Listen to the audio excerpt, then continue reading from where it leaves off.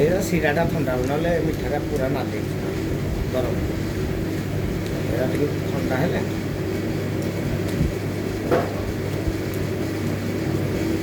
ସପ୍ତାହ କେତେଥର ରସଗୋଲା ତିଆରି ହେଉଛି?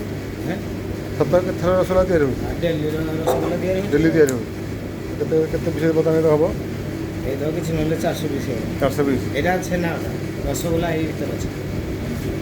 ମାନେ ଡେଲି ଛେନା 400 ପିସ୍ ତିଆରି କରୁଛ? ଡେଲି 400 ଏଇ ଯେଉଁ ରସଗୋଲା 500 600 ଡେଲି। ଗୋଲାପଜାମୁ ଯେଉଁଟା ରସଗୋଲା ଆମର ହାଟ ଛକ ସୁମନ୍ତ ଭାଇ ତା ଦୋକାନରେ ଏମିତି ରସଗୋଲା ତିଆରି ହେଉଛି, ଗୋଲାପଜାମୁ ତିଆରି ହେଉଛି, ଛେନା ତିଆରି ହେଉଛି।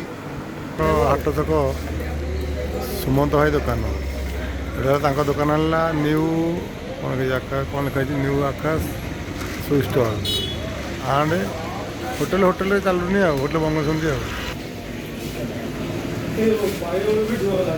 ଥଣ୍ଡା ଆଇସ୍କ୍ରିମ୍ ପୋଡ଼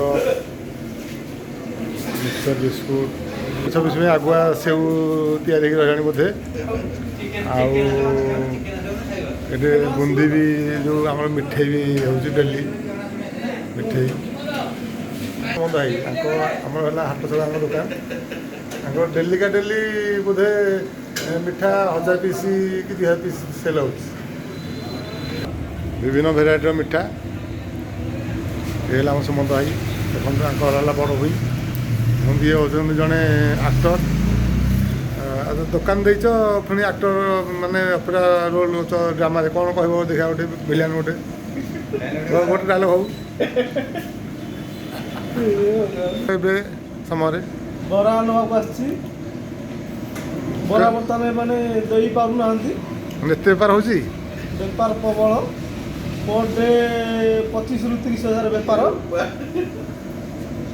ବର୍ତ୍ତମାନ।